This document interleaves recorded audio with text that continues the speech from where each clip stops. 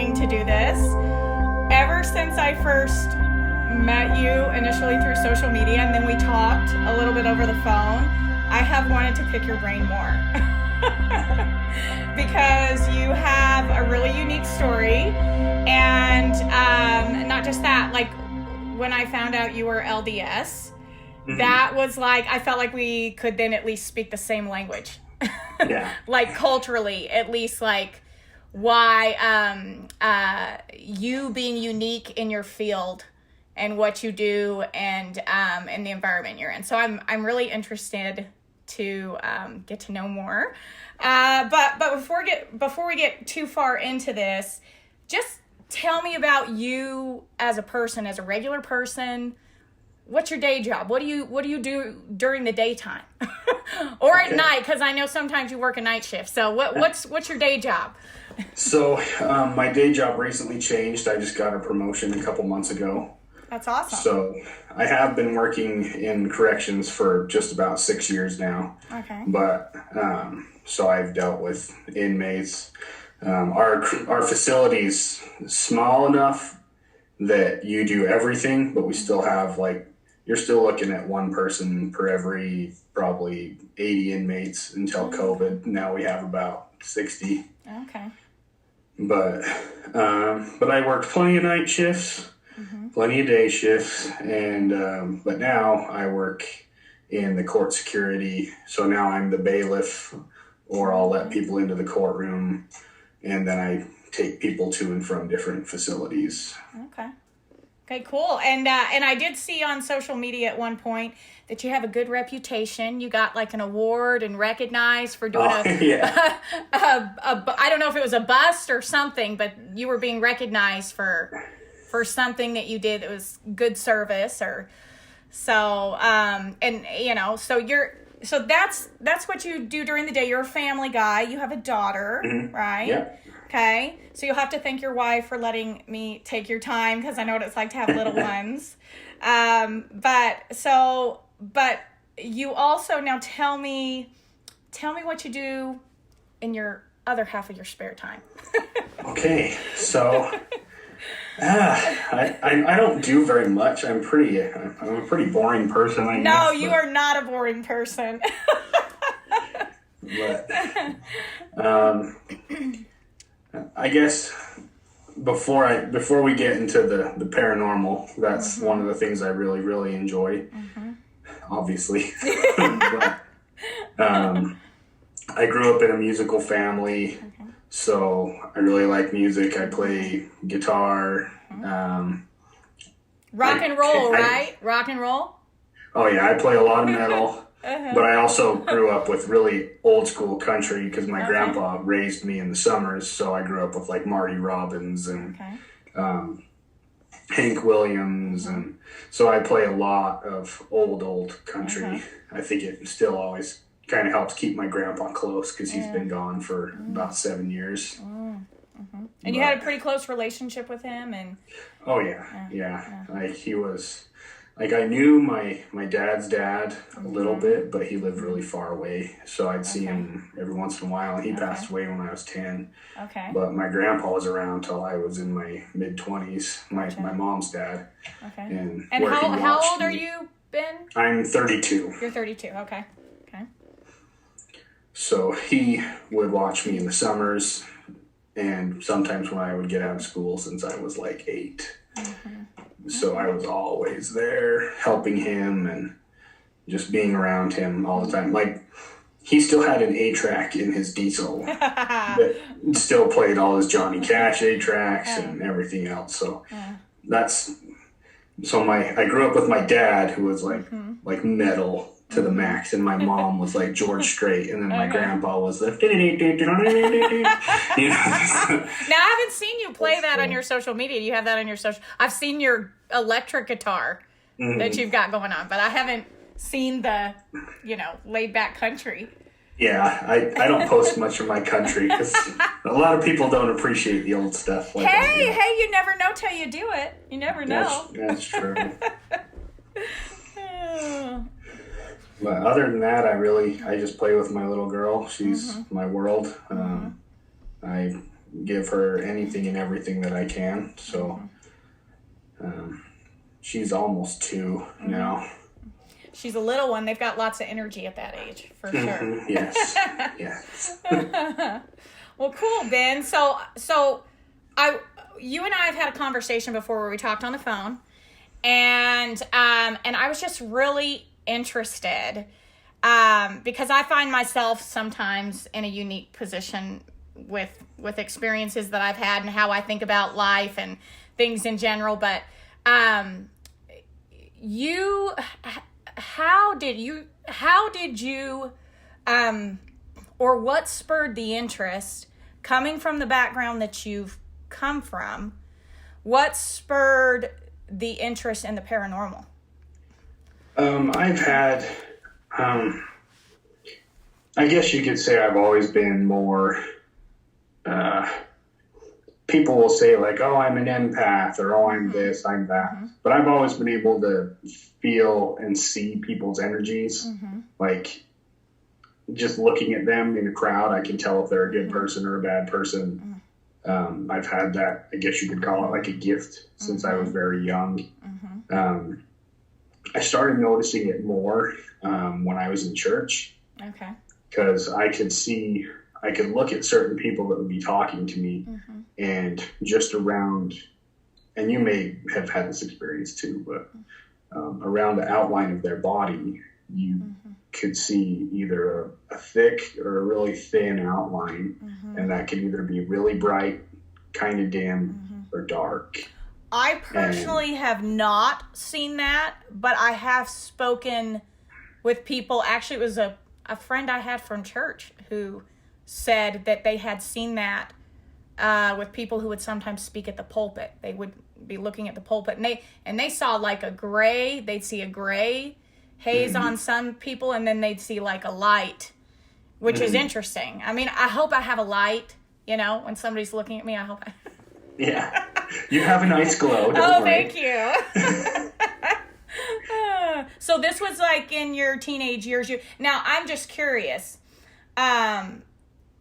Some people, when they become aware of gifts or whatever that they have, it's normal to them, so they don't really talk about it. They assume that other people have those experiences when really it's a very unique thing. When did you become aware? How old were you? Were you a teenager, and were you aware that this was unique or not unique? I would say when I started to notice, and I never really said anything, just like that. I thought it was just normal, but I was probably 10. Okay. When I first started noticing it, and then as I progressed, as I got older, I noticed that I was noticing it all the time. And like, it's not like I'm looking at you and I can see it. Like, you really have to focus, and that person needs to be kind of involved almost in a conversation, because it's almost like you can tell even more about a person when they're talking if they're lying to you. And I feel like that's helped me a lot in my career, because I'm able to call people out that are lying to me at work, and most of the time they'll be like, okay, yeah, you're right, and this is why. And what you're saying actually is ringing true with the other conversation that I had with this person years ago. They said that depending on the energy of the person, if they were a negative type person, they had it would show gray. They saw like a gray.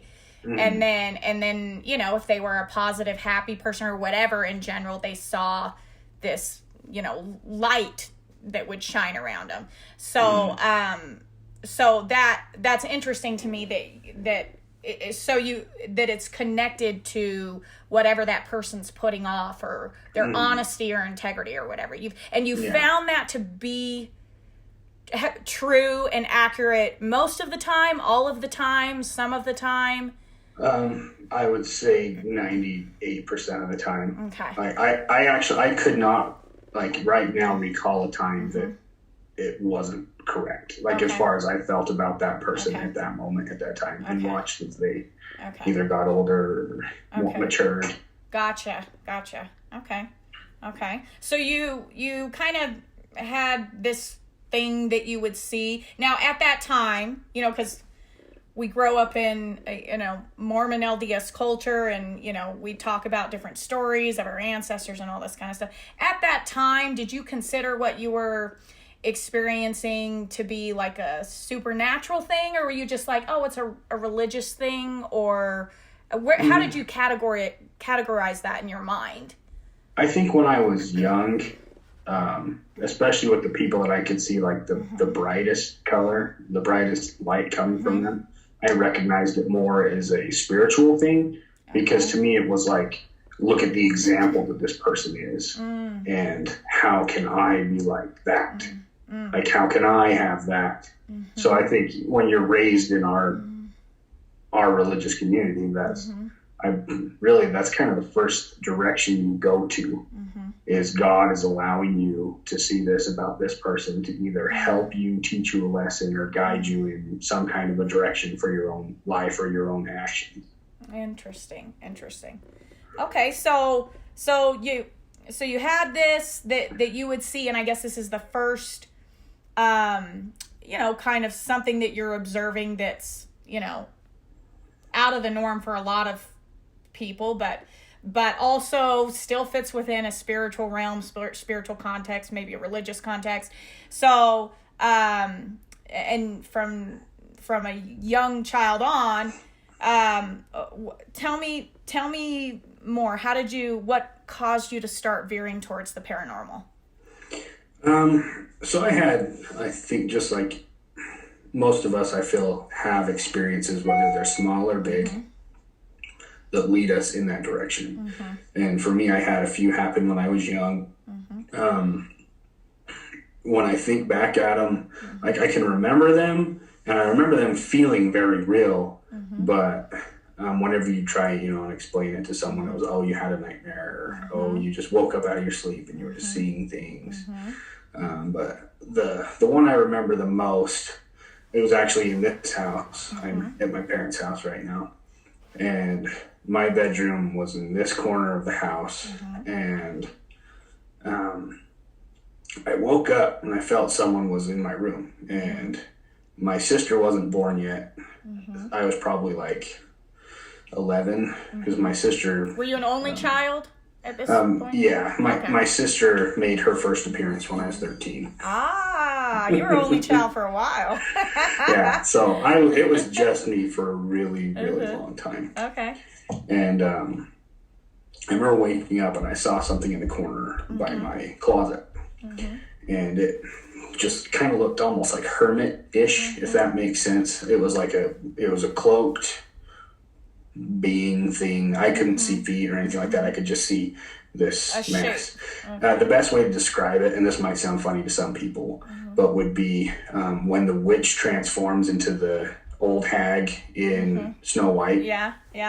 Like that. But just a silhouette. Okay. And I did this thing where whenever I was scared, and I did it since I was a kid, I don't think I do it anymore. You don't think? I don't think I do. But I would cover my head with the sheet, and I would just have my mouth so it could breathe, so you didn't feel like you're going to asphyxiate yourself. Yeah. But everything else was covered. My feet, my head, like everything else. So this thing, whatever, couldn't get me, even if my mouth was showing. Because that's the intelligence of a child. Yeah. No, I think I've done the same thing as a kid. I do recall covering, it can't get me if my feet are under the covers. And I just remember feeling, I don't remember hearing anything, but I remember feeling this thing get on my bed and kind of sit on me and like hold me down in a sense. But, like, I'm too scared. I'm not going to move. And I still, like, I know this was in my mind. Like, I know that it wasn't, like, real hair, but it felt like hair was just, like, tickling the front of my face. And I was like, what? And so I, just went all the way in my covers, and I was like, okay, just go to sleep. And then I woke up the next morning, but I've always remembered it very vividly.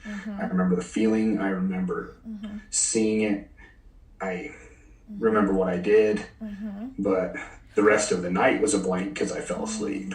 So would you describe this as a dark encounter one that, wasn't a positive experience? How do you frame this in your mind? This one I would categorize as not a positive experience. And then as I got older, like when you start remembering back, this thing, and I tried telling a couple people, and it was, you're seeing things, and that's weird. But it's actually called the Old Hag, I believe, if you ever look that up. And people's experiences are very similar. They either see this thing or they wake up with it sitting on them, and they're looking up at it because they aren't covered. And it's just like holding them down. They described it as like sleep paralysis.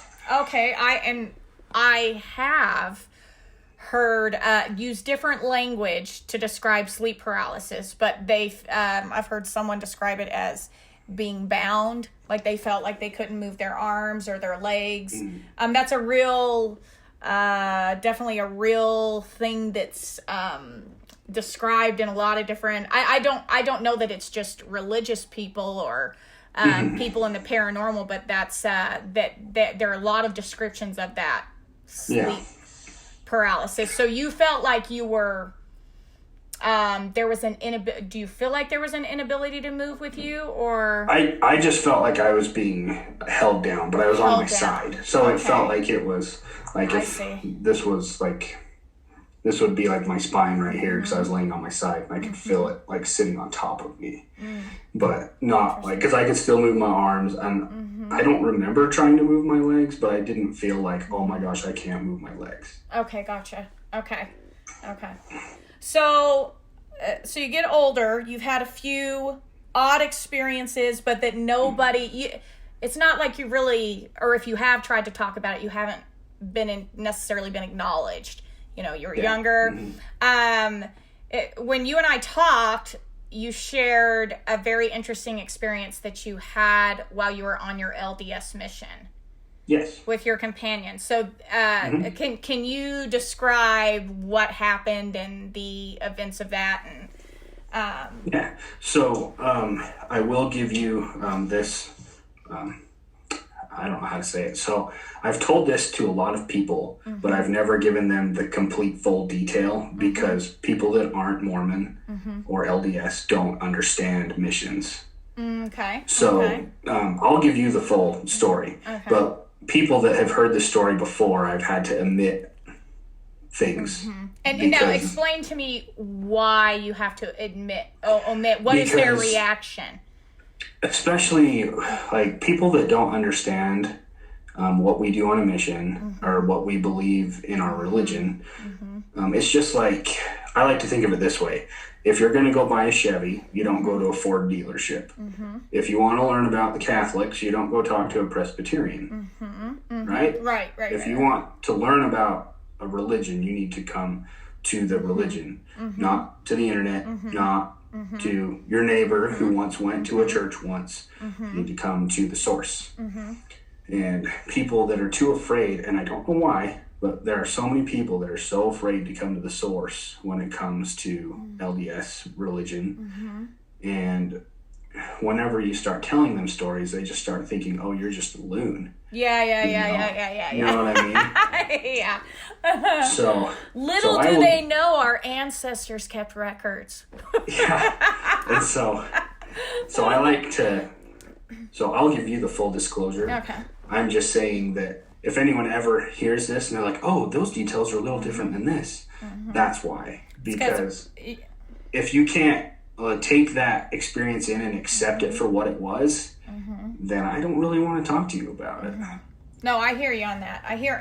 So tell me, go through. Tell me where did you serve your mission? What was the? So I served in Sacramento, California, from 2010 to 2012. Okay. And this particular experience, I was I went on my mission older. So most Mormon missionaries, you hear they go out at 19 or now it's 18. I was almost 22 when I went out. Okay. And I'm glad I did. I'm glad I was more mature when I went because I was surrounded by what I felt were children. But I've heard that before. I'm sorry. Does that sound mean? No. There's no, not at all. I know what you're saying. So, this particular experience happened in my third area. It was my first time as a senior companion. So what that means for anyone that doesn't know is you're a junior and you're a senior companion. Almost just like if you're being trained at a job, you have like someone that trains you and then there's you. So I was the trainer, you could say, at this point. And I was super excited. I finally got to, really go out there and do what I wanted to do, because I had a lot of companions that didn't want to do anything. They just wanted to sit at home. And that bothered me. I was like, we're out here for a reason. So why aren't we doing what we should be doing? Right. And what you guys do is you proselyte. You preach the gospel message to individuals who may or may not want to convert to the faith. Is that a good summary? Okay. Yeah. And so I got this new companion, and he's super awesome. He's from Florida, and I'll mimic his voice to the best of my ability, because everything was like, bro, dude, whoa, dude. But he was also like me. He went out when he was 22. So we're both about the same age. We have the same kind of thought processes, you could say. We had lived a different life before, and then we kind of, repented and decided to go on a mission because we felt that was what we needed to do in our lives. So you both were taking it seriously. You took the call seriously. It was you and him was different than other companions that you had had. Yeah. And we had both had, like, I don't want to use the word like worldly experiences, but we had done stupid things that led us down stupid roads. Yeah. And we were able to notice that and make those changes in our lives. But so we'd been together probably 2 weeks, and we were in Placerville, California, in El Dorado County, and missionaries go to bed pretty early. We have set schedules. We also live in really crappy apartments that are cheap, or other missionaries just didn't care about it. So like, I'd never lived in like a nice apartment ever in California. And this is kind of part of the rigorous routine of being a missionary. The church outlines this really strict schedule. You get up, 6 a.m., 7 a.m., something like that. And you have a set thing, you do your studies in the morning, your prayer time. And then, everything's outlined until you go to bed. And it's a very strict regiment, correct? Yeah. You have a strict structure until about 10 o'clock at night. And then you only have 30 minutes to yourself. And then you're in bed, lights out by 10:30. And so in this particular room, it was a 1-bedroom apartment. So we had 2 twin beds in our bedroom. And my bed looked out the window, and his bed looked backwards towards I guess it'd be like the master bathroom, the only bathroom. And we hadn't been in bed very long. Like, neither of us were asleep. It's like probably like 10:35, 10:40. And my companion goes, hey, stop touching me. And I was like, I'm not touching you. Like, I'm over here, I'm in bed. And he's like, bro, I'm serious. Like, I need you to stop touching me. Like, this is weird. And I was like, I'm not. And so I start hitting the wall that's next to me. It's like, I'm not touching you, I'm right here. And so then he's just like, oh, dude. And so from his point of view, he's looking into this bathroom. The door was open. And he just starts seeing this green light that starts filling the room. Not bright. Very dim, dismal, murky, swampy, gross. And it came with that feeling, like that you like a dark energy. Like you were in the presence of evil, was what it felt like. And I could feel it, and I could see the light, but I was not looking back. I wasn't looking at this thing that he's looking at, because he's like stone-faced, can't You move, could see his absolutely face? terrified. Could you see your companion's face? Yeah. Okay, and so his face had because I just looked over at him, because he's just over here, and you could see. Is it dark in the room, dim in the room? Oh, yeah. Okay. Well, it's dark. There might be a little bit of moonlight coming in through the one window. Okay. But the most vivid thing that I remember is that the light almost felt like a murky, swampy fog. Okay. It wasn't like a light that would fill the room. It was just kind of there, kind of floating, swampy. That's the best way I can describe it. Okay. It had a feeling attached. Yeah. It wasn't just a light. There's a feeling attached to it. Mm-hmm. Okay. Yeah. Your whole stomach was in knots, and I was like, I told him, I was like, hey, man, and I'm trying to get him to snap out of it, because I was afraid if I turned and looked at this thing that I would freeze too, and then what would have happened, you know? And so I tell him, I'm like, hey, man, you got to get up. You got to get up. And I don't remember throwing anything at him, but I remember clapping. I remember yelling. And finally he snapped out of it. Were you afraid to speak during that time, knowing that you weren't? Okay. He was. Okay. I wasn't. At that point, I think the only thing I remember in my mind is like, just don't turn around. And I think that was the spirit telling me, you're going to be able to take care of this if you don't turn around, basically. And so I yelled at him, and I remember the last thing I screamed at him was something like, grow a pair of balls and turn on the light.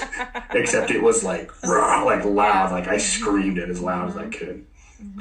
And all of a sudden he just jumps out of bed and runs over to the light switch and turns the light on, and then it's gone. Okay. But we still felt super duper gross. Okay. And so what was his immediate explanation? What was he telling you that he saw that was different than what you were experiencing? What was his perception? I'll keep going because that'll probably kind of help answer that question. So we go into the other room. And we still feel gross. Like that horrible feeling is just still there. It was like, this thing is here right now. We just can't see it now, but it's here.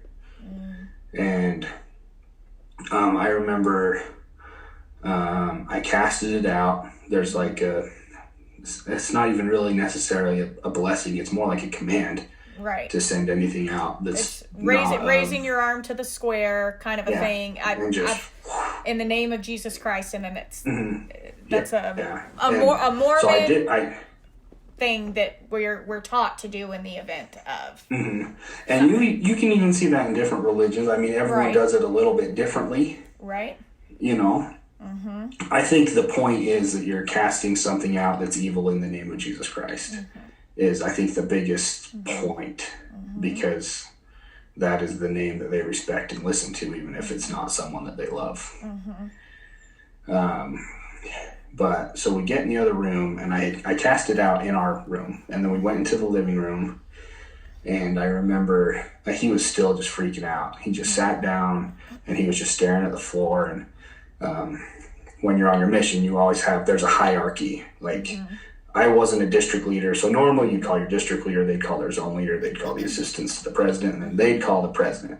I just called the president. I was like, nope, going all the way to the top. So now explain for people who are not, mission presidents are kind of a big deal in the hierarchy, right? It's a big deal to be a mission president. Like if you go through the church hierarchy, technically you have the first presidency, and then you have the 12 apostles, the 50, your stake presidents, bishop, and then all the different people that kind of fill in the rest of those cracks. But on your mission, it goes, there's the senior companion, the district leader, the zone leader, the assistants to the president, and then the president. And then it would be a member of the 50, and then an apostle, and then the prophet. Okay, gotcha. All the way to the top. So they have their connection that could get to the top if they need to get to the top, whereas, maybe someone like me couldn't get to the top if I needed to get to the top. But and their connection is very fast, especially when things like that happen. Okay. So you call the mission president, and your companion's still like really shaken up. Yeah, he's freaking out. And so at this point, we're both just kind of like... Another thing about missionary houses, we don't really have a lot of furniture, so we're just kind of just sitting on the floor, staring at each other, because you're only really sleeping at your apartment. You don't really do much else. You're gone all studying day. Or you're sleeping. Yeah. So call him, and it's probably 11 o'clock at night at this point, and he was like, "Hey, like, what's going on?" And I was like, "This just happened," and then he starts asking me that same question. What did it look like? what? And I'm like, I didn't look at it. And he's like, what do you mean you didn't look at it? I was like, Amos was looking at it. I was like, I wasn't going to look at it. I was like, I had a feeling that I shouldn't, so we could make it out of this better, you know? And so... But you did see a light. You knew the green. You saw the green, but not the entity. Just not the being thing, which we'll talk about. So he was like, well, let me talk to Amos, who was my companion. So I just had the phone on speakerphone, and he was I always laugh when I think of him because he kills me.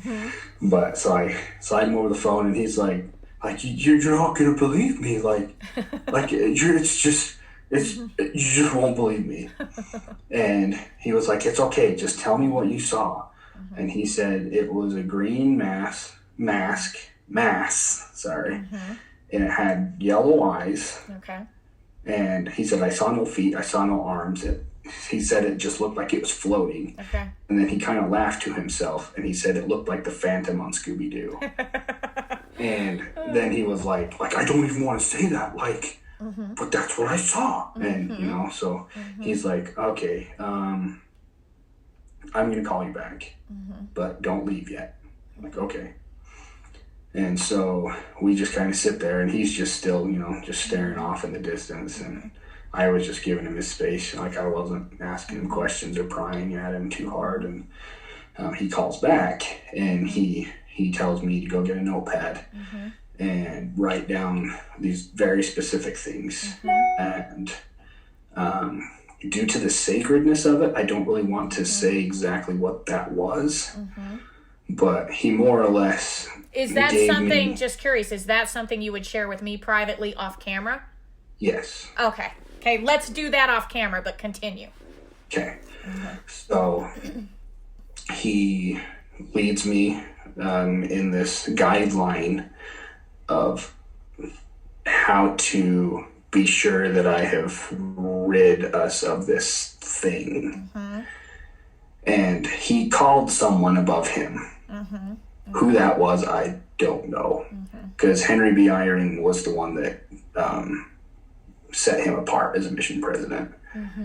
So I don't know who he called. But did it sound like, I'm just asking an opinion here, did it sound like he had ever had to deal with a situation like this before? No. Okay. And you could hear the fear in his voice when he was telling me what to do. He was like, you need to do this, and then you need to leave immediately. He's like, things are going to happen in your home tonight, and you don't want to be there for it. And I was like, what? You know, okay. And so sure enough, I do what he told me to do.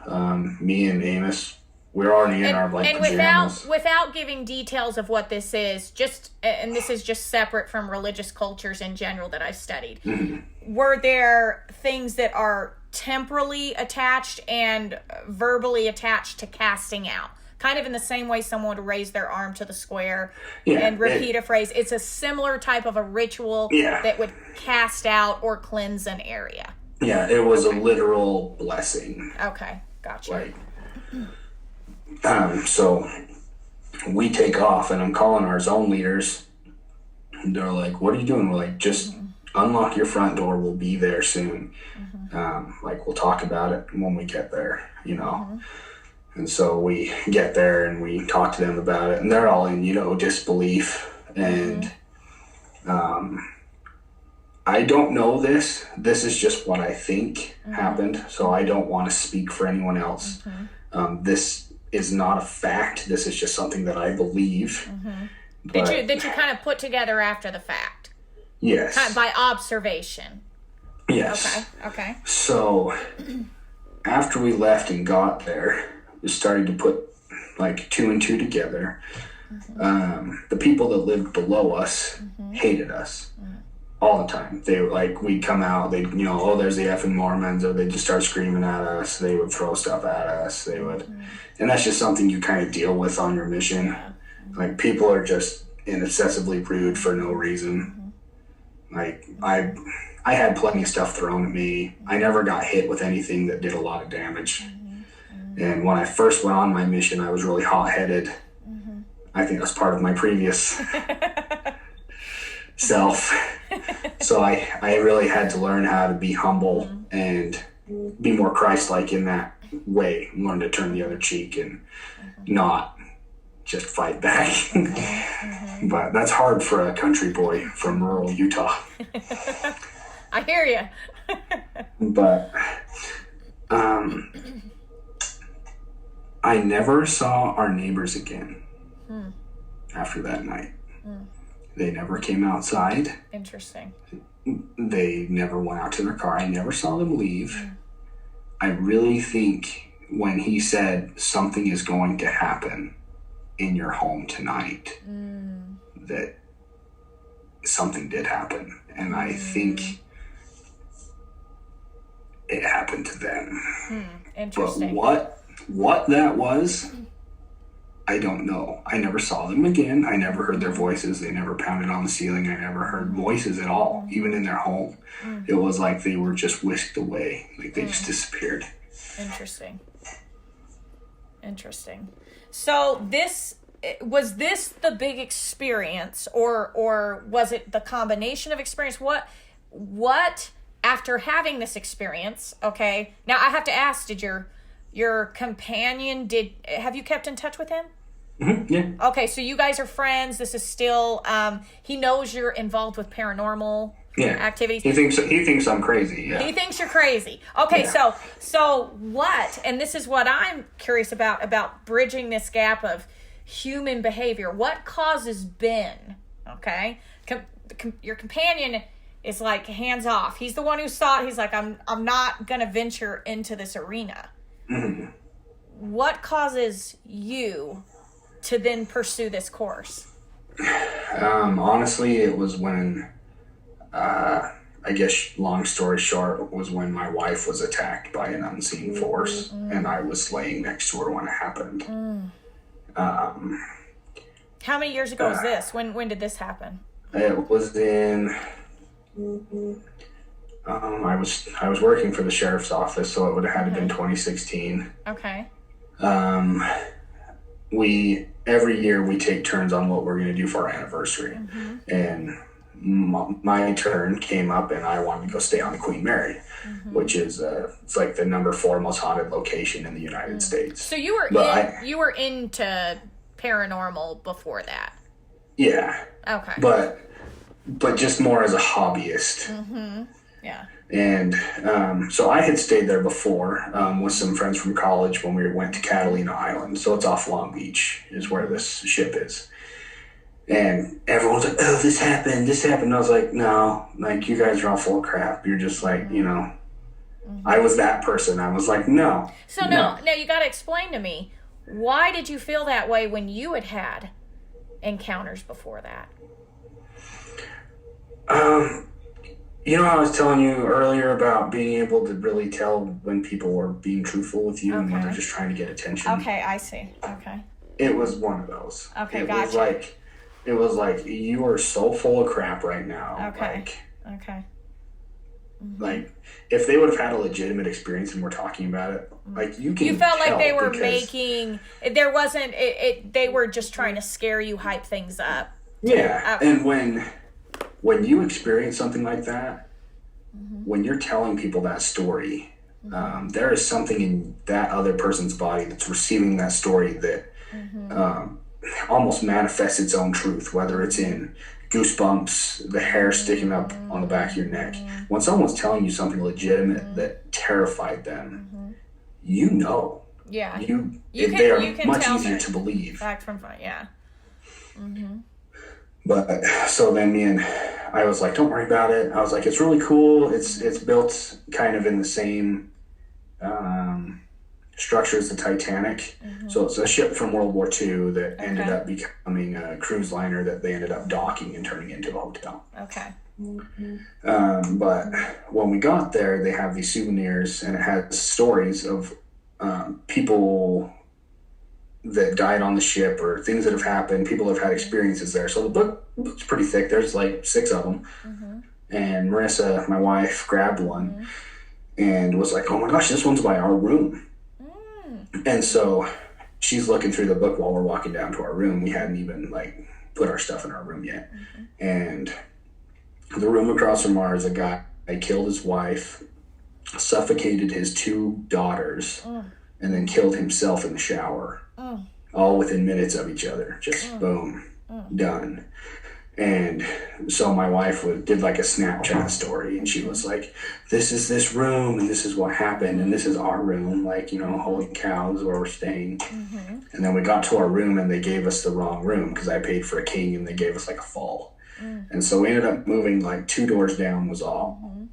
And that night, at like 2 o'clock in the morning-ish, right around there, I wake up to the sound of my wife saying my name, but it's very, very quiet, more like a whisper. So I just heard this like, Ben. And so I woke up, and she started screaming, and she's like, oh my gosh, I was just being held into the bed. And I was like, what do you mean you're just being held into the bed? You know, and so I jump up, you know, the dude, go turn on all the lights, make sure no one's in the bathroom, all the padlocks were still on the door. I couldn't see anything, and then I catch a glimpse of myself in the mirror in the bathroom. And I go and look at it, and I have like 3 very distinct scratches across my chest. And so I hurried and put my shirt back on because I didn't want my wife to see this. But you didn't feel anything. They were just, you didn't know, did you feel something? Did you feel like you had been attacked or? Not until the adrenaline wore off. Okay. And so I went back in the bathroom, I snapped a picture of my chest. And what I wish I would have done was take pictures of it while as it healed over the weeks. Because it healed just like if you were to burn yourself on a stove. It kind of boiled over almost like a blister. And there's nothing there. Like you would never know. But it's gone. So I have no scar. I have nothing to show for it. Except for the one picture. So you feel like it was a burn mark versus an actual scratch? At least it healed like a burn. It healed like a burn. That's interesting. Looked like a scratch at first, but healed like a burn and just peeled off. And now it's there's nothing. But my wife, so I get back in the bed and I'm like, hey, what happened? And she's like, I thought you got up to go to the bathroom. So I felt something, until I felt something crawl up the middle of the bed. She's like, you wouldn't have done that. You wouldn't have wanted to wake me up. You know, and then it moved up towards her, and then it held her down into the bed by her throat. And what we believe is that it was the husband coming to teach her a lesson because she was making fun of him by doing that Snapchat story. Interesting. And I was scratched because I stopped it. So you actually feel so this is what I'm trying to collect in what you're saying is you got up, you turned on all the lights, and there was an encounter of some sort, but your adrenaline, I guess, did you feel that encounter at all, or how? No. You just feel like your presence or whatever got explain that to me. So I feel like because when I woke up it was just my name, and then when I was actually awake my wife started screaming because whatever it was that was harming her left. I see. And that's when I think it was when she was screaming that I was attacked. I see. Did she have any marks? Did she experience any physical marks? Okay. No. I was expecting like even some redness around the neck or nothing. There was nothing. Okay. So after this experience, I mean, I'm guessing your wife is a believer in paranormal. But she doesn't like it. Okay. So I think it because of that. Well, and so what gives you the courage, should I say, to venture out? I mean, do you see your venture into this field as like, are you more curious? Are you trying to understand it to see if you can overcome it? What is it for you that causes you to continue to seek after it?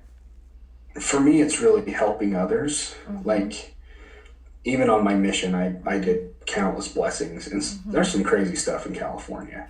Like there was one particular day. I don't mean to keep backtracking. No, this is good. But this is good. One particular day, I was training a brand new missionary. He'd been out for a couple weeks, and so I'd been out for maybe 18 months. I only had maybe 6 months left of my mission, and so I was teaching him all of the things that I had learned.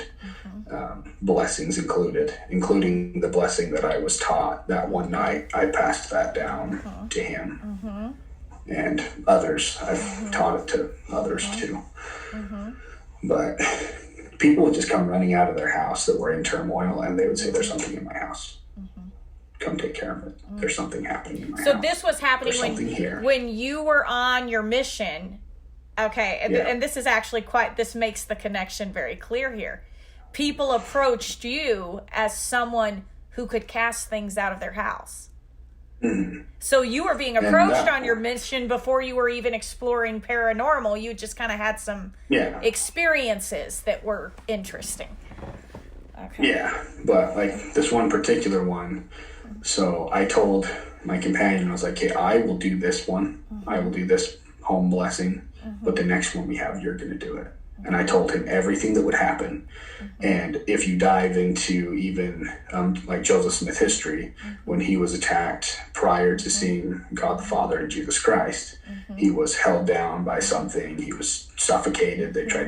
Satan tried to keep the words from coming out of his mouth. If you dive into that journal entry, like his personal experience. And that's exactly what it's like when you're trying to get rid of something in someone's home that doesn't want to leave. It chokes you while you're giving the blessing, so you almost have to yell sometimes to get it out. And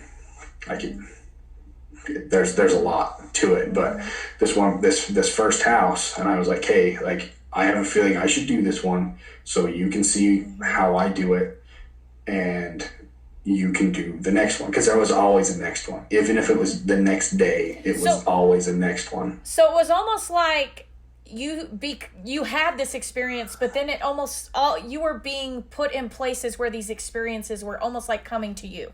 It's almost and happening to others. Yeah, you're walking down the street and you're running into somebody who says, "Hey, I got a problem," and then the next thing you know, you're running into somebody else. "Hey, I got a problem. Can you come check out my house?" So it's finding you where you're going. Okay. And this is on your mission. Yeah. Okay. And so when we went to that house, I told him what I was going to do. I performed the blessing. And right after I closed the blessing, in the name of Jesus Christ, amen, something shot through the room and it went out their window and it broke their blinds straight down the middle. Just split them in half. Just gone. Was this with the same companion, different companion? This was the guy I was training. So okay. I'd been out for like 18 months and he'd been out for 2 weeks. So we were actually in Lodi, California. So it was probably really scary for him. He was absolutely terrified. Yeah, okay. For the rest of like 3 days, he was terrified. I was like, these are things you're going to encounter. And that was probably my like 100th plus one that I had encountered. And I was like, you're going to see this all the time. I had that feeling that you need to see what this is like. So when you have to do it, you're not as terrified when it happens. So you feel like, because in the religious realm, people talk about angels and demons, but the encounters that you were having are of a dark force that you were encountering these things on your mission and you were having to cast it out repeatedly.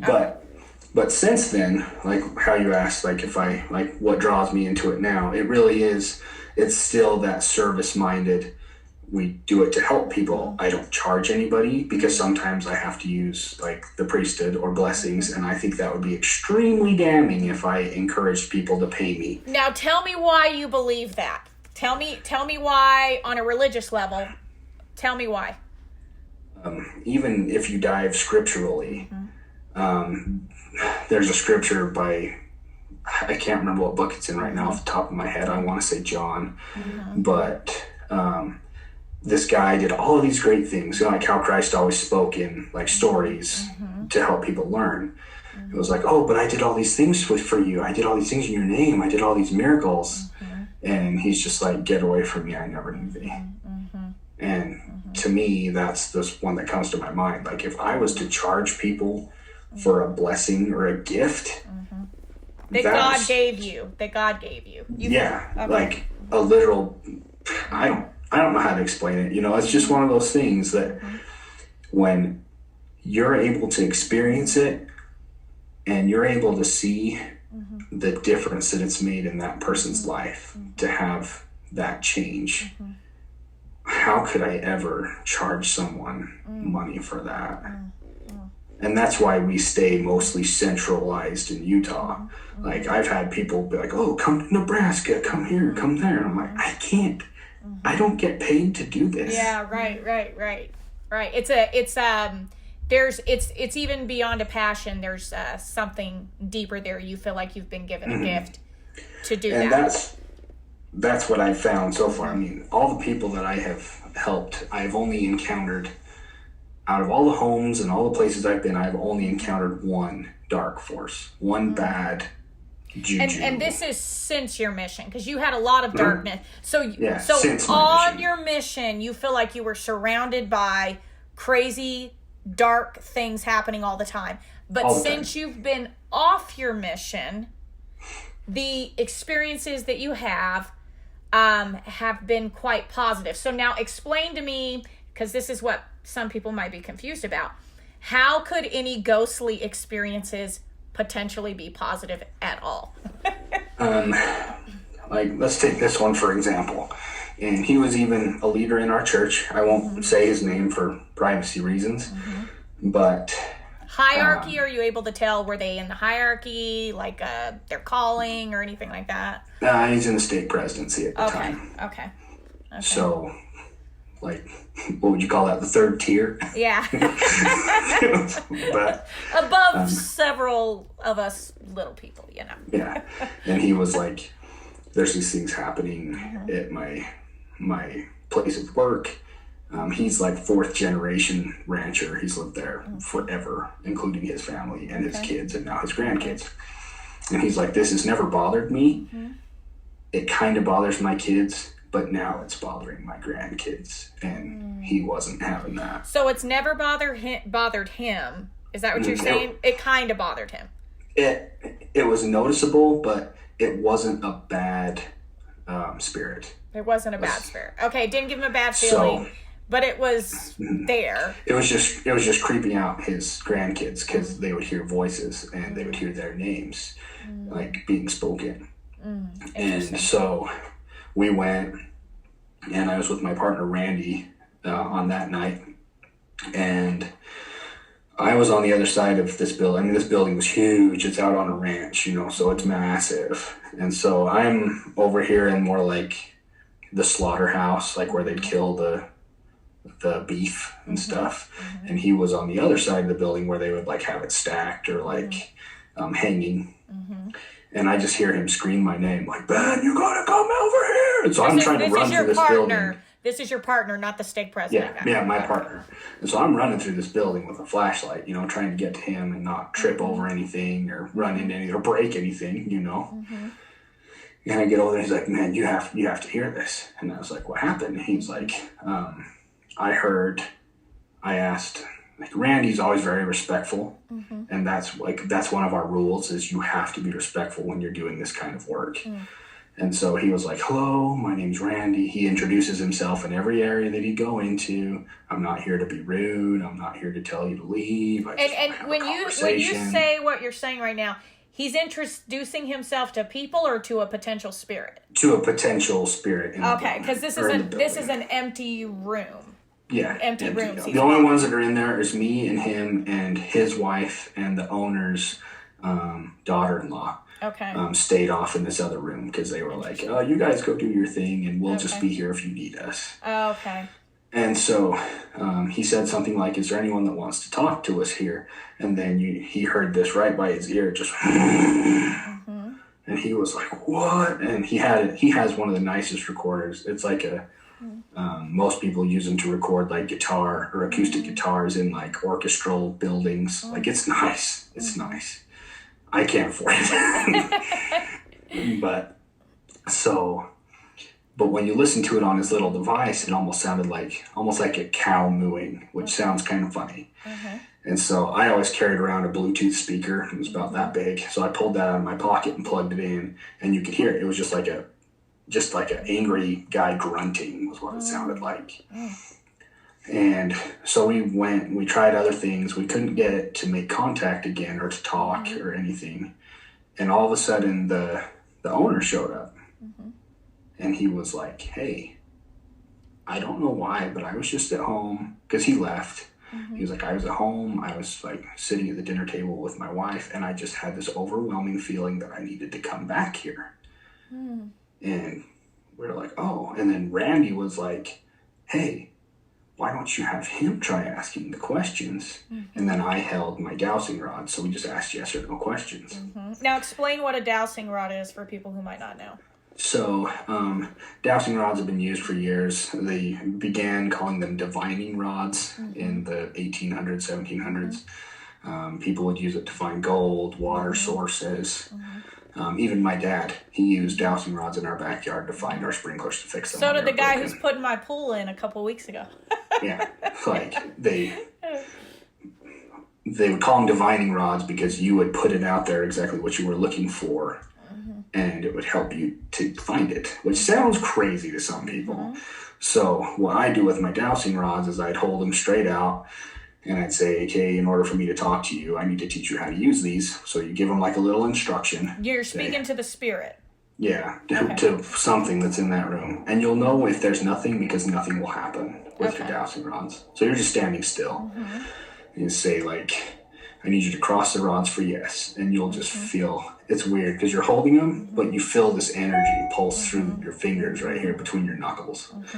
And you say, I need you to cross the rods for yes. And then they'll cross. And then always, like me and Randy, we like to be respectful. Say, okay, thank you. And then they'd come back parallel.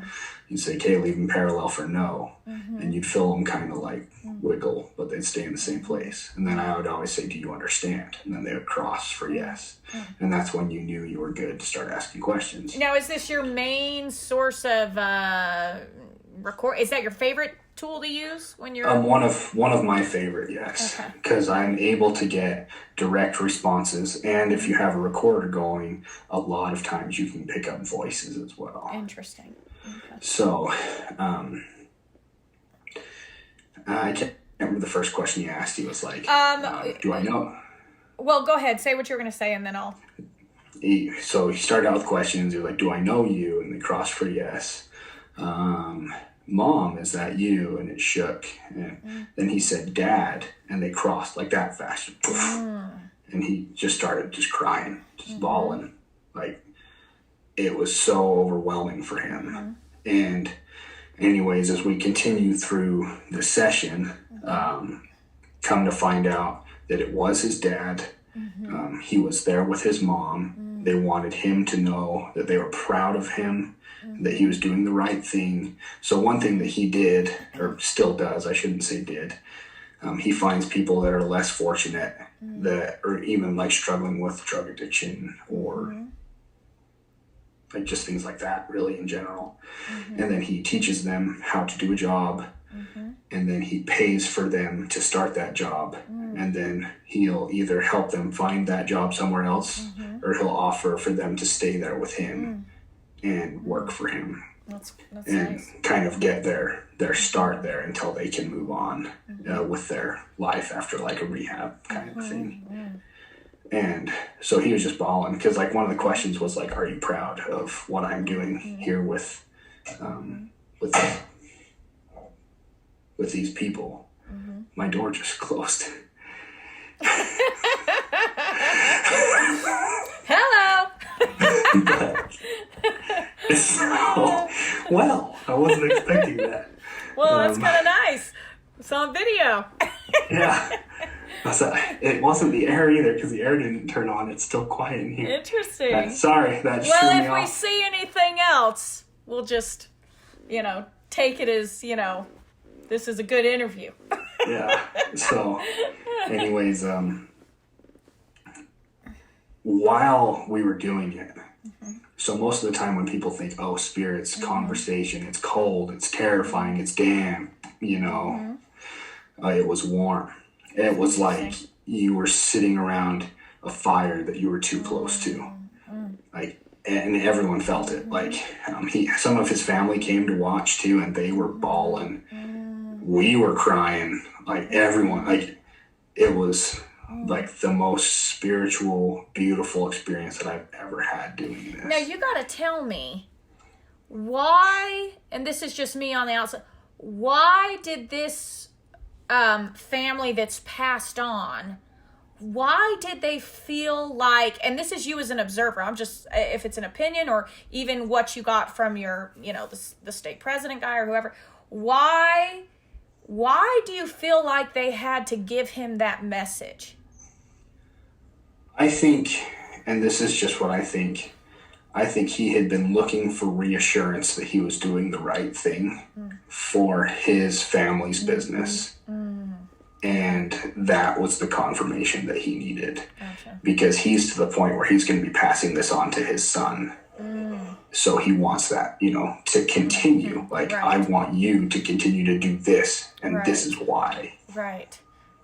So he was kind of seeking for a confirmation, but not, there wasn't, as far as you're aware, there wasn't any unfinished business of this family. He was more looking for a confirmation of what, because it's just interesting to me that, and how long are you aware of how long he heard the voices for, or that their presence was known? Or his father died of cancer in his home, which is on the ranch, maybe 20 years ago. Okay. And his mother passed away on the ranch about 12 years ago in a four-wheeler accident. Okay. Around the similar times then? Okay. The wife was shorter in time. Like, she was the most recent. Okay. The father was further back. Okay, gotcha. But their presence was still, I guess, involved in, and I guess that's another question that I have, that I've seen some of your posts on social media. I just curious. I'm curious why these spirits, because it seems to me, are spirits sometimes trapped in spaces that you're aware of? Like, why do they choose, for example, to haunt a space? You know, people, or there was a recording I heard you. It seemed like an entity was trapped there, or not necessarily a bad entity, but was trapped. What is your opinion on that on a greater scale of what's going on here? So, I run into two main types of hauntings. Okay. I run into residual, which is more an energy source that's trapped, that's happened in that same area over and over and over and over again, and it just kind of replays. Not like nightly. So are you talking about like the Civil War, like a battle scene type thing, you know, bombs going off? Like, give me some tangible examples of that. Maybe. So, for example, I'll use a jail for an example, because people have had experiences in multiple jails with this exact same thing. So let's say we've had a jail. Have you had things happen in your jail? I've had things happen in my jail, but I'm not allowed to talk about them until after I retire. Gotcha. Fair enough. But jails in general, I have lots of friends. I work in corrections, so I have lots of friends that work in lots of jails and lots of prisons. And every night in every jail around the world, at least in America, you have to check on your inmates every 30 to 45 minutes every night. Your whole night shift is spent walking, making sure that no one's tried to kill themselves or hurt their cellmate.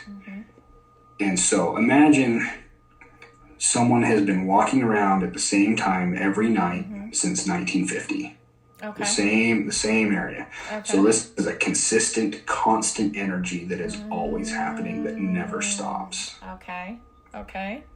And there'll be inmates that I've spoken with that were at the prison in Draper in Utah, and they would see something walk past their cell, look in, and then continue past. And they'd get up and they'd look out, and there wouldn't be an officer in their cell block yet. And then a few minutes later, they'd see the actual officer come in because there's that offset. And it wasn't constant. It wasn't like every night this would happen, but it was more nights than none, if that makes sense. And just on I'm just asking a weird question here. It didn't happen to parallel any lunar cycles or any, astronomical things or whatever that potentially caused, on nights, was it a full moon or anything like that you're aware of, Not that I'm aware of. So one experience I don't mind talking about. So my jail's pretty small, right?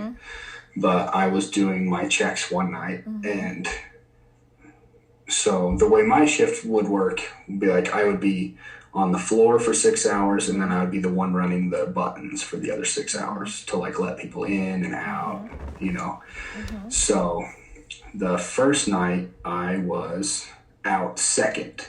So I was the one doing the cell checks all night long. So I was just walking around for like 6 hours basically. And so the next day I was on the first shift. So I was the one out with them while they were still out in the day room and hadn't been locked down for the night. And one of them was like, "Hey, can I talk to you?" Which is pretty common. Like inmates always have questions. So I go over to him and I was like, "Yeah, what's going on?" And he was like, "Were you training someone last night?" And I was like, "What do you mean?" And he was like, "Someone was following you on all of your cell checks last night." And I was like, "Huh." So for them, they're not seeing what might be like an invisible personage of sorts. They're actually seeing what they believe is a full-blown human being walking around that you're not visually seeing. Okay. Well, like it gets pretty deep, but you can always feel something behind you. I just don't turn around. Even doing what I do now, I still don't turn around in work situations because I have a job that I have to do. I can't do that stuff at work, if that makes sense. Right. You don't attempt to engage. Yeah. Okay. Interesting. So residual energy, and this can take the form of that pattern. It would also like what I mentioned earlier, like if there was a battle, like the Battle of Gettysburg or something that had an immense amount of energy or something. Yeah. Are those the type of events, repetitive or large, significant, energetic events in history that maybe people would report? Yeah. There's even one that some people thought was kind of funny, but it was also pretty serious because it scared these people. I didn't experience this. This wasn't in one of my investigations, but it was a home in northern Utah. It was a home. It reminds me a lot of my grandma's house. So my grandma grew up in the same house. Her mother passed away at a very young age. My grandma was only like 19, so newly married, and her mom passed away. And so her and my grandpa took over the house. This was the one I had a really good relationship with, but it's very similar to that. So it was a woman whose mother died at a young age. She inherited the home. She later got married and had kids, but she had this nightly routine where every night at like 2 a.m, she would get up and have a bowl of cereal. And this is your grandma? Something. This is the grandma? Your grandma? No, so this is somebody else's. It's just similar to like my grandma's. Similar to your grandma. How she inherited her home. I see. Okay. So this was actually a home in northern Utah. I believe it was in Logan. But so new family. She eventually grows old, dies with her husband. She dies in the home of just old age. New family moves in, takes over the home, and they remodel it. And this woman's bedroom hallway used to cut through their kitchen. Okay. So she'd just come out of her bedroom, walk down the hallway to the kitchen, open the cupboard, have some food, and go back to her bedroom. And nearly, not every night, I don't like saying every night, but very, very often around the same time of night, they would hear someone walk into the kitchen, except now there was a wall there. So that energy was still there. She would walk through the wall to the cupboard, then there would be silence, and then you would hear just the pitter patter of her walking back to her bedroom. Interesting. And that was a residual. And are you able to cast those energies out, or you just comfort people and tell them? Yeah, like this is what this is. It won't hurt you, basically. So they kind of have to live in that space with that. Yeah. Sorry. I thought I heard something. I think that was just my mom. Okay. Hi, Mom. That makes me feel better. I had to take out my headphone. I'm glad I'm with an actual ghost hunter, so I'm in good company. I keep seeing like the bottom of your bed like move, but I'm pretty sure it's just from the air. It's the shadow, or I got a fan going. I hope because every once in a while it's just like, I don't know, I'm just like, that's gotta be something else. Yeah, there's a fan going. That's what I'm gonna tell myself. Yeah. But the second one we always encounter is intelligent, but those are the two main ones. Okay, so tell me about the intelligent one. So intelligent will respond to you, like not necessarily follow you, but it will take instructions. Okay. Like I have one really good video on our Instagram of me finding one using some devices and it going over towards a gal named Stephanie that's also on our team, and then it just disappears. But I was like, can you go to Stephanie? And we followed it as it went up the hallway and turned and stood in front of her, and then the tools and things stopped working, but we followed it all the way to her. And what I guess one of the questions I have is, what is the purpose of these intelligent spirits doing what they do, interacting with people like you? Like what? I mean, what's for the most part. So one of the last houses that we did in December, it was actually a ranger station that was brought in from like Colorado, almost like one of those porta homes. It was brought in from Colorado, and a new foundation was rebuilt in Fillmore, and that was where the USDA Forest Service, like the national, for our area, that's where the ranger would live. So they just kind of brought that over and was like, why build a house when we can just shove one here? And so she's telling me the stories and these different things, and I always wait. So whenever we get to a place, I walk around it first and get a feel for it for myself, and then I walk around with devices, and then I check with when I had feelings in different rooms with those devices to see if we're getting kind of the same feeling, you could say. And turns out me and Stephanie had this feeling by this one corner in this hallway, and our devices would only go off in this corner. And we're asking questions, but we weren't being, I guess our questions weren't being deliberate enough, like focused enough. And we catch a voice on my video camera, and it says, for heaven's sake, like just like that, like plain as day. And we're both on the other side of this hallway. And so we go back and see this, like, oh, okay, like there's something over here. And so we break out the dowsing rods and start asking deliberate yes/no questions. Like, was this your home? Did you live here? Did you follow the ranger station? Now, Ben, I got a question. How do you know if these spirits, I mean, do they have to tell the truth? How do you know if they're telling you the truth? If they're, I believe it also comes with that feeling and a presence. And on my mission, I learned that even the really nasty ones come with a smell. So when you encounter more things like that, or you can catch them in a, like, it's crazy. You can even ask them questions about yourself. And they know everything about you? Yeah. Do you do that, or do you avoid doing that? I don't know that I would want them to tell me anything. I've tried a few times, but that's it. Okay. But like when I would try it, I would say something simple like, am I a girl? Yeah. No. Yeah, I would dive deeper than that. I mean, because I do recall a video that I watched, and you said, you said, "Do you know who I am?" And on your device, you had like a spirit box or something, sort of a device, and it replied, "Ben." So it spoke through this device that you had. Yeah, I've had my name plenty of times. And so this is it, because I'm trying to put this in a religious context too, of these spirits, why they're here, why some are here and not all of them. What are your finish your story though, what you're telling about the asking the dowsing rods on that question. So anyways, we came to find out that his name was Edward. He was a ranger from Colorado.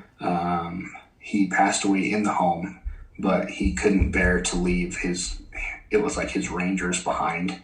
And so at night, the owner would say, I could feel and see sometimes someone walking past my door and past my children's doors, but like never like a dark mass and never a bad feeling. And so we asked the question, where there are no rangers here anymore, do you now like watch over this family? And he said yes. And like, would you stop anything if you could from never like hurting this family? Yes. And how would that spirit stop some art? I don't think we would honestly ever know until, like, God forbid something like that ever happened. Right. So these spirits, for whatever reason, are choosing to stay in these spaces because they have the intelligent entities. Yeah. Okay. Back to the devices that you use. I'm just curious. Just so you know, I had a friend who had told me a really cool story one time. This was back when I lived in Colorado, and he had his iPod on, and he was just recording from his phone, and he was walking through a cemetery, and he picked up voices just on his recorder, and I got to hear. And so something that's of interest to me that you've mentioned dowsing rods, and there's an energy, those are metal. You can find water, you can find treasure, metal. I'm curious about electrical currents. These spirit boxes are electrical devices. It's also interesting to me that you said it was like a burn mark, because I'm interested in the electrical connection with why a lot of these devices works. What are your thoughts on that? I think honestly, if you're going to go in a device route, like if you wanted to take some tests and things for yourself, EMF readers are good, but they also pick up radio frequencies and things like that. So you have to be able to kind of have something that will help you to not get a false positive. Narrow things down. That's why you like the dowsing rods. Because now put that in layman's terms. So if you're using a spirit box, what issues would you run into if you're asking the spirit box questions? So the spirit box can be used for two different things, and I do both. One belief is you can run it through the radio stations, and by asking it questions, it will use those radio frequencies and words that it's picking up to help carry a conversation or to answer questions. Do you think spirits can also control, on a separate question, do you think they can also, let's say I had my radio going in my house, can they also, if somebody wanted to send me a message, use an electrical, if they were a spirit, use an electrical device? Have you noticed that they communicate in that way to people, potentially? For myself, I'd have to say I've only noticed it when I am in an attempt to communicate or to receive communication. I see. Okay. But you can also put your spirit boxes on just white noise, and you'll get plenty of voices through just white noise. Okay. And it's something about just that frequency, that static, that they can get words through. I don't know how to explain how it works because I don't know. I just know the things that I've been able to get from them. But there is something you would say, this is me asking the question, there is something to electricity and spirits because rods work to communicate. Spirit boxes pick up things. You can pick it up on a recorder when sometimes you wouldn't necessarily hear it. Yes. But there is something to that communication on whatever radio wave, I don't know electricity or any of that kind of stuff, but there's something to these encounters electrically and yes. And so what I like to use is to help me not get a false positive, because I use a lot of K2 EMF readers, but you can get a false positive with them. So I have a second device that's called a periscope that's developed by, his name's Jeremy, I can't remember his last name, of Paranologies. Okay. And it only detects static electrical movement, which cannot be picked up on an EMF reader. So with the Paranologies device, it has prongs that stick up about like this. And now they make them where they're circular and they'll have the prongs all along the outside, but mine stands straight up.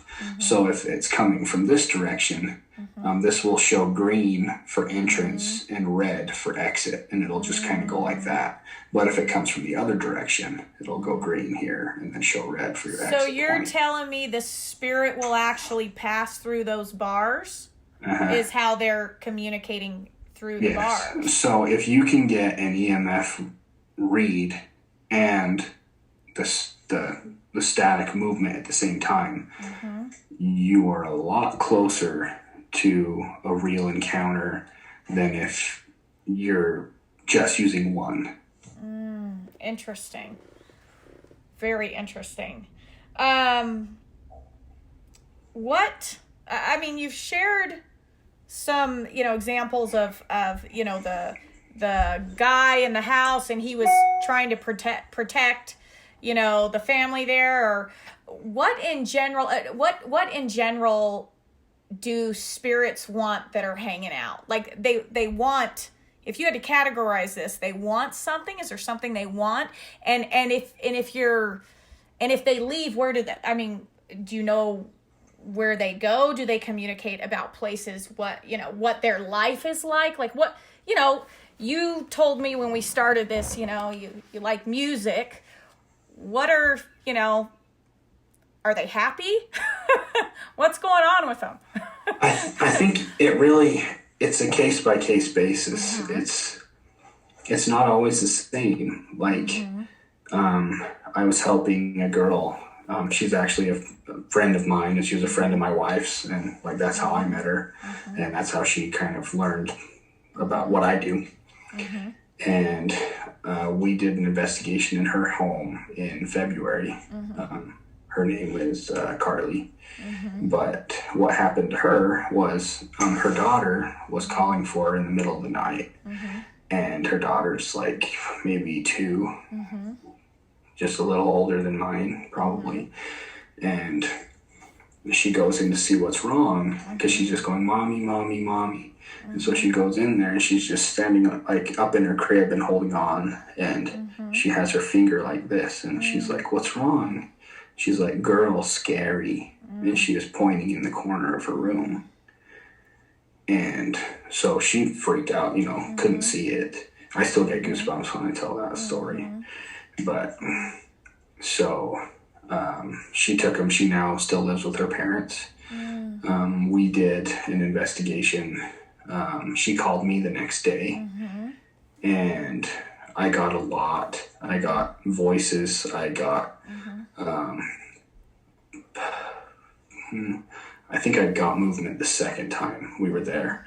So the first night we just verified. I was like, yeah, there's something definitely here. Came to find that there was at least one spirit in the basement and one upstairs, but that there was more. We felt that there was more. And so we came back 5 days. An older property, or? Yes. It was actually built on a sawmill from 1905. Okay. And so when we went back, we actually tried something that I had never tried before. And it was like these impressions just kind of come to you when you're talking, when you're asking questions. And that's the best way I can describe it, is like an impression, like you need to say this. And so you do. So where we in our LDS community often talk about, we said, oh, the Spirit prompted me to do this, or the Spirit prompted me. It's just an internal impression that you get to do something that manifests into, you get a reaction out of it. Mm-hmm. Okay. And the conversation basically went like, we discovered, and we have someone in the town that's trying to verify the story and maybe try and find us their actual names, because we gained names, like we learned names, but we want to see if we can verify that through like town records. But basically the youngest, or what we believe to be the youngest spirit that was there, was raised by a family of like a mom, dad, and another little girl, and they took her in after her family died. But like that was what we learned, right? And you learned that by narrowing it down, usually, dowsing rods, asking yes or no questions. Yes, and with using spirit boxes. Okay. Like a little bit of everything. You're piecing together stories. Okay. Yeah. Okay. And I had this feeling, like, just to ask, do you know how to move on? And they said, yes. I'm like, are you scared to? And they said, yes, again. And I was like, would you like me to help you? And I said, yes. And so, and one of the gals that's on my team with me, she's not Mormon. She's not, I wouldn't say she's not religious. She just doesn't really have like a deity belief system, if that makes sense. She'd be more like, energy, the universe, Big Bang. Gotcha. And I was like, I said, do you want me to bless the home and give you an opportunity to leave? And I said, yes. And so I kind of turned to my partner who was there with me that night, and I was like, do you mind, like, if I do a blessing on the home? Which is your religious sphere. Yeah.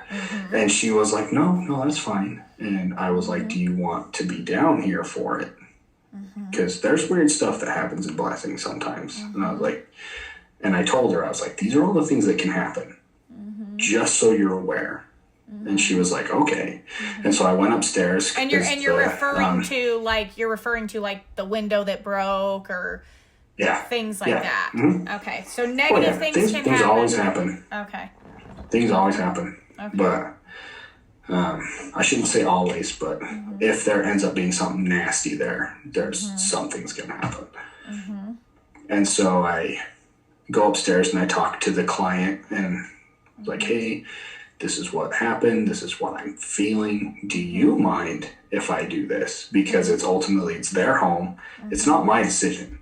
It's hers. And if she was okay with it, I would move forward. And she was like, oh yeah, please. And so I went downstairs and I gave a blessing. And I just felt peace afterwards. The home felt not necessarily clean, but like less thick. The air was more... Like if you were to open the windows or something, it felt fresh. It didn't feel like gross, but it didn't feel bad. But we didn't really feel bad when we were in there either. But it was. So, anyways, after we came back home and went through all the stuff, because it takes days to go through everything, the video, the audio. The littlest girl also would come up to the hallway, and that's where her little girl's bedroom was. And she had just taken a liking to this girl, in a sense. But after the blessing, all of the spirits that were in the home that wanted to leave that wanted to accept that left. But there was one that didn't, and it stayed, and it's not happy because all of its friends are gone. And so that's why she still hasn't come back into her home. But luckily, like, she was renting, and the family was like, you don't have to pay rent if you're not living in the home, you know. But that's the only one I've ever encountered where I approached other professionals. I was like, this is what happened, this is what we did, and this is what's going on. Interesting. And so there's some that would like to maintain contact with her, and I still talk to her every week, you know. But things are going okay. She's like, I don't feel bad anymore. She's like, I can go in the home, but I don't like to. If I don't have to, I'm not gonna go over there. So there's still this like air of mystery about that house. That there's just something there that doesn't want to leave. It's not so much that I don't believe that we didn't have the faith to cast it out. I really think it is too afraid to accept what it's done in this life and move on. That's my personal feeling, just from tying all the little pieces together. Yeah, that's interesting. So just real quick, if you're separating, there, you do believe there's a difference between maybe, say, these spirits that you encountered in this house and a demonic presence? There's categories, you would say. There's hierarchy of spirits. Oh yeah, on both sides of the spectrum, for sure. Okay. And have you had any? You've had a lot of encounters of, family, good family that's passed on, I guess, of people of homes you visited. You've had a demonic encounter. Have you had any angelic encounters of anything that is, something like that? I would have to go back to my mission and say yes. But while doing this, minus that one day where I told you we felt like we were all standing around a fire, that would be the closest I could describe it as. But there was a particular day on my mission, which not paranormal related necessarily, but we were asked to go to this person's house to go and check on them because they may be having some issues or something. They weren't answering their phone, and they were a newly baptized member, so you always try and keep track of people and see how they're doing. And so we go over there, and we can hear people inside the house, and we knocked a few times and no one heard us, and it looked like no one could see us because people were looking out the window, and it was like we were invisible to them. And I was like, man, I don't know about you, but I feel like we should leave. And this was with my same companion that I was training that was with me when we blessed that home and the blinds split in half. And so we go back home. We walk back to our apartment. And the next day, come to find out that this gang didn't approve of him getting baptized, and they had more or less come to kill him in his home. When you're saying gang, you're saying an actual gang in California. Yeah, was in his home, waiting for him to get home. And they were looking out the window and did not see you as missionaries. Yeah. Like, I can still see it. Like, I can hear it. I can smell it. Like, they're smoking marijuana. I can smell it was cheap, skunky marijuana. It was just coming out of the house. And they were just there waiting for him to get back so they could end him, or, because most gangs, especially in California, is blood in, blood out. You kill someone to get in, but you have to die to get out.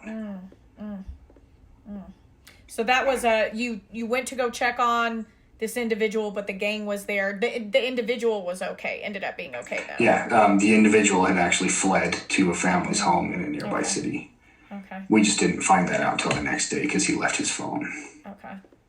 So, Ben, I do want to say, after hearing all your encounters and stories that you've had, and I have heard of parallel stories just throughout the years, because I'm interested in this stuff. Okay, so I'm interested in this stuff. So your stories, I've heard of similar stories from different people throughout the years. I've got a few stories in my own family, but the number of experiences that you as an individual have had, it's not a normal thing. You are a special, unique individual, I would say,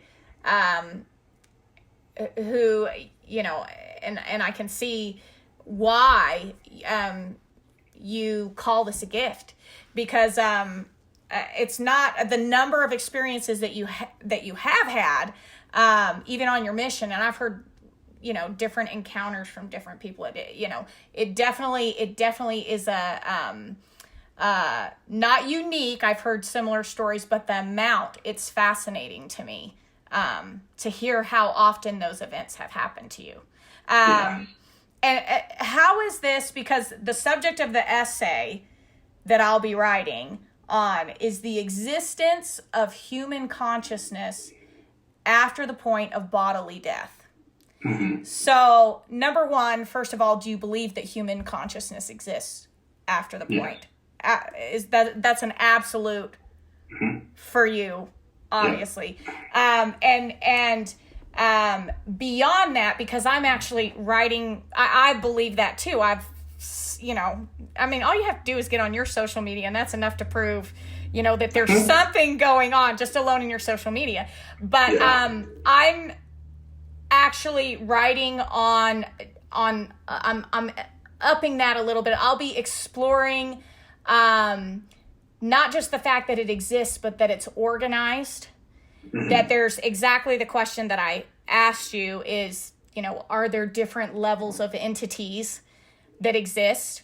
And I'll also be exposing or pondering and touching on the subject of these interactions with religious people and religious communities. And of course, specifically, you and I both come from an LDS faith background. And what you do in our community is unique. You are a unique individual. You're not going to find loads of LDS people who are ghost hunters, are you?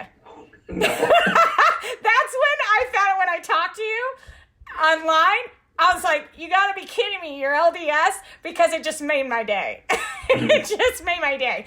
Because I was like, oh my gosh, I can talk to this guy and we're going to get each other. And so, do you have anything, how has this changed your, you know, because there's a difference between being taught something in a religious faith and then actually experiencing it. There's it's a completely different thing to experience it, and almost causes, I would say, when you're explaining it, you know, in our faith, we have a tendency, we say, you know, we get up, we bear our testimonies, and we regurgitate certain phrases. But when you've had an experience,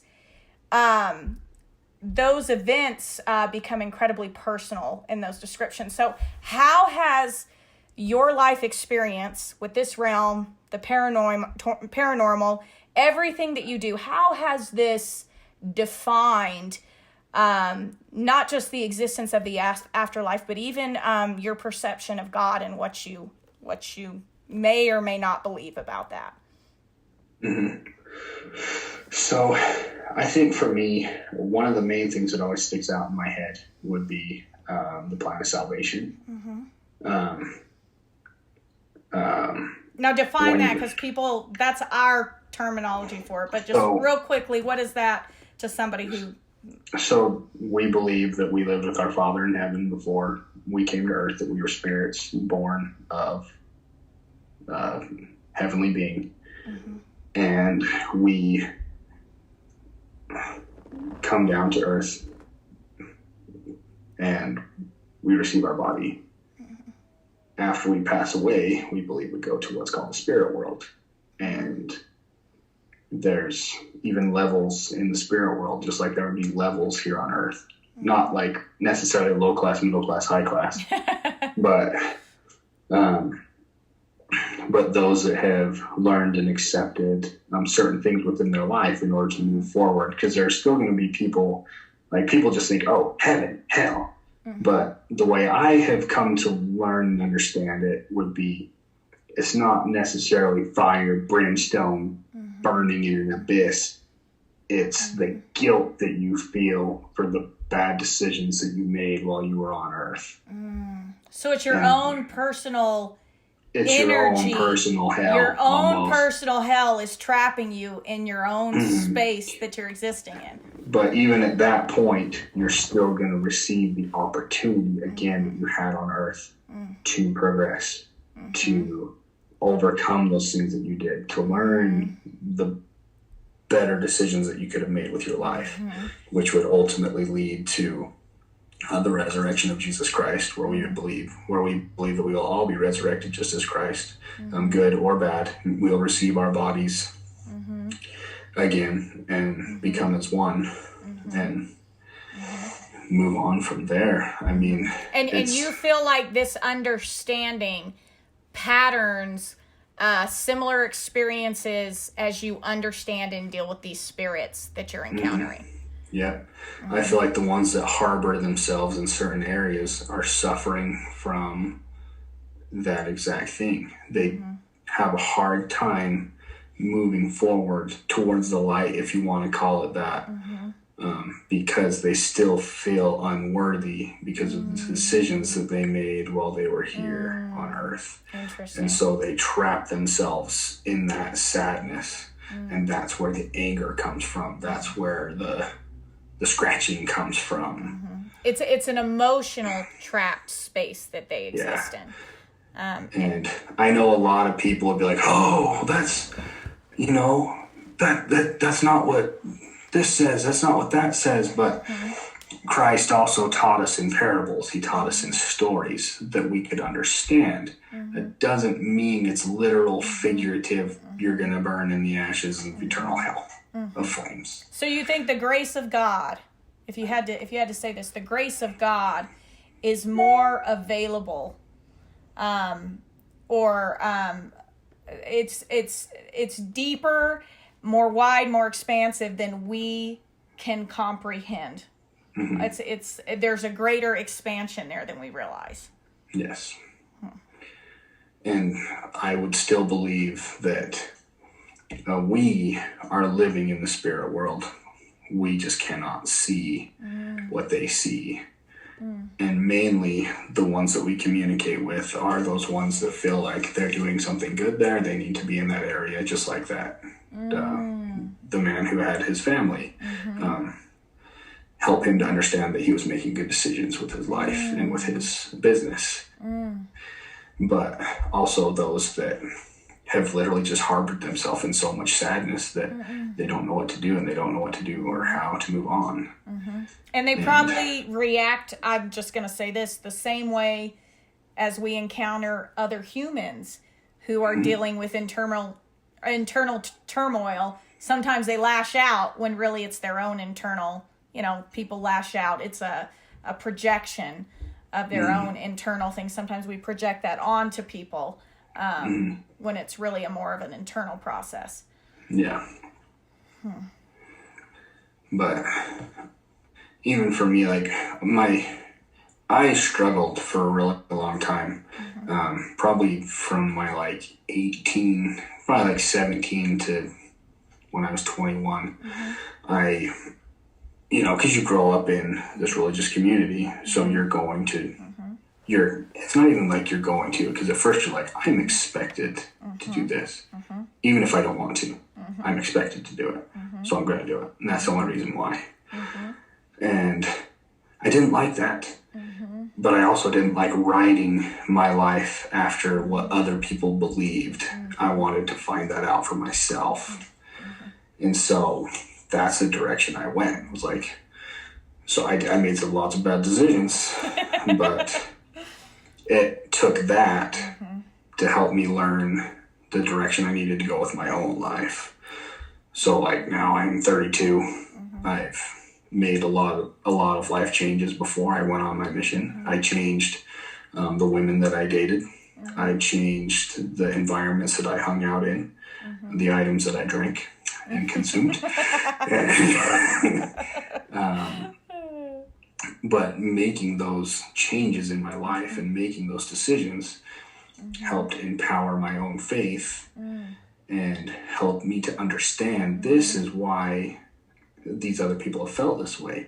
But like, I don't encourage people to go like, yeah, go ham, go do all this stuff and learn for yourself. Like, sometimes it really is okay to take someone's word for it that's been there. I will say, I agree with you on that. But on that same note, it takes a special type of person who's had certain type of experiences to go out and find answers for questions and confirmations and confirming it. And I think that you're a special and a unique person. You have to have, and this is one of the subjects I'll touch on in my essay, but it's that pattern of opposites, the contrast between the two that allows us to see.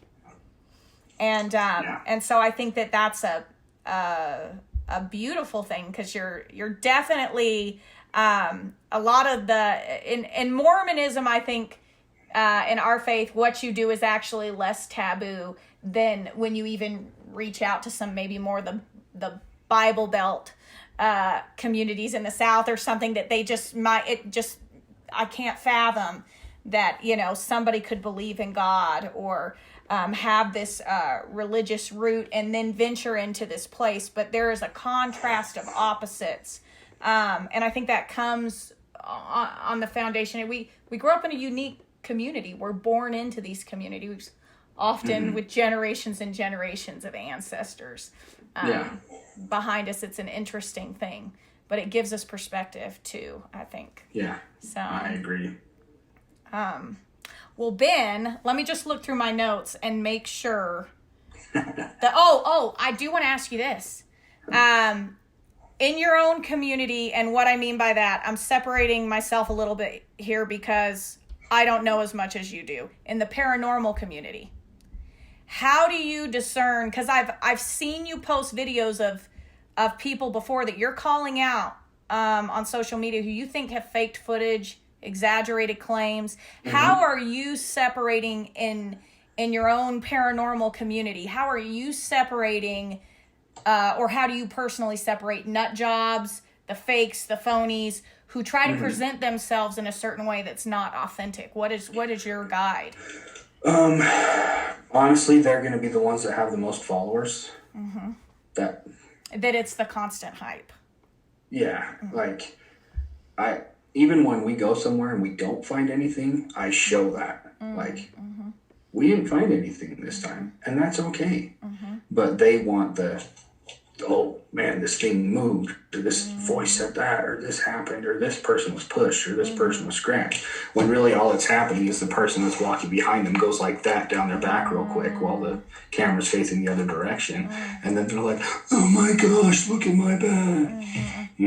But like, I actually took a lot of flack for some people that I called out. And that was an obvious fake, like Hollywood fake. And like I lost like, I don't really care about how many followers I have. I appreciate them and those that have stuck with me. Like, I always try and show appreciation for all of them. Yeah. But I lost like 600, 700 followers just because I was like, this dude's a fake and this is why.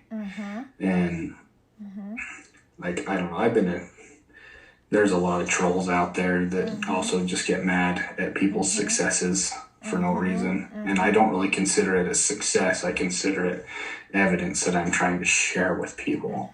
It's not something that I'm trying to get rich off of. And they're not doing a service necessarily to the cause here by presenting fake information, because it really, it undoes the presentation of all the things that are authentic. When somebody who carries that type of following is a fake, is posting fake footage. Yeah, and they become very toxic. Like, I was following some for a while, and my Instagram did a weird thing for a while. Like, it would just unfollow people. Like, just for no reason. It was like I'd been hacked or something. And people started blocking me because they thought I was unfollowing them because that was when I was calling out fingers. But I wasn't. Like, that's not, like, it was an actual flaw on Instagram. Yeah, that was, I think I've heard of something with their algorithm or whatever, that I think I've followed people that I didn't actually follow. I think that's happened before. And so I had a lot of people like, oh man, like, this person's so upset, like, you stopped. I'm like, I didn't ever stop. And then I go to try and find them to follow them back again, and I've been blocked. Interesting. By them. Or maybe it was by the algorithm. Maybe it wasn't by them. Yeah. You know? But that's the hard part. I mean, I've had a lot of cool opportunities I've had. Like, I almost got to go speak at the San Francisco Paracon. I know, this dang COVID stuff. I remember you telling me about that. Yeah. Like, I've had lots of really awesome potential opportunities, but it's okay. Like, yeah, I didn't get to go talk, but like, what would that have done? Just gotten me some more followers. Like, I would hope that people would listen to my actual message and what I've learned and what I've found, and not just, oh, he's here, let's follow him. You know, I want more of like not a recognition, but an understanding, if that makes sense. Yes. And I think, too, just, that's why I find you so interesting, what you do in our community, and I'm talking about religious community, what you do on social media. It's, a lot of times I think we say we believe in an afterlife, we believe in existence, but becoming aware of how close to us, how ever present, that spiritual realm is, I think that really, changes your tune on the meaning behind some of these events. It really magnifies these events, and and how significant they are. So Ben, I really appreciate you doing this interview. Is there anything else that you would like to share or close with? I just say, if you do want to do this, like, if someone does want to progress forward in this, there's nothing wrong with that. Just make sure you're always respectful. Do your homework. Know what you could possibly be getting yourself into, because it's not always sunshine and daisies. I had all of the crazy experiences. I've learned how to deal with them, but I also had religious training, if you will, that helped me to overcome them. When people go into certain situations with things like that, and they don't know what to do, it's a completely different experience for them. And I would never want anyone to get hurt trying to do something that they've seen me do or others do. You know, but honestly, it's just all fun and games, Yeah. But I think, honestly, if you're going to do it and you're going to go to people's homes, do your research. Don't charge them money. You're doing them a service, and you will honestly be blessed just from performing that service for those people. And you'll be blessed even more if you don't charge them money. Well, thank you, Ben. Do you want to share your, since this is going to be online, do you want to share your social media handles? Yeah, sure. So our team, Central Utah Paranormal, our Instagram is at central.utah.paranormal. Our YouTube is the same, just without the dots. It's also central.utah.paranormal on Facebook. There's actually two of us. I did not know that until I had created this. Really? So you have to have the dots on Facebook, but it's always this logo, except for YouTube. It's just a newer, fancier looking logo. I did it to try and get more followers, and it didn't work. Well, Ben, I will be posting these. So I'm going to be writing this article here shortly. It's due by August 1st. It's a big art. It's 25,000 word essay on this. But at some point after I submit the article, I'll also post the links to this. So they won't be this this interview won't be hitting the internet for a few months, but it will give me some context to bounce some ideas off in my essay. And I would have loved for you to co-author this with me. I would. I wish. I'm sure you're like Jenny. Why are you contacting me about an essay? This is just weird. But anyway, I'm glad that I'll be able to at least share a portion of your story and everything. And I do want to talk to you again. We'll have to talk again in private, just about some of those other things. And there were a couple videos in there you mentioned that that were your big videos, or that you said that were some of your favorite things that you captured on footage of the entity that I'd love to link to the content that I'm posting. But I'm really excited to share this and write about some of your experiences and things like that. So thanks for doing this, Ben. Hey, no problem. Yeah, and thank your wife, because I know what it's like. I will do that. You're awesome, and we will stay in touch. Okay, that sounds good. Okay, thank you, Ben. Yep, you're welcome. Thank you. You have a good night. Hey, you too. Bye. Bye.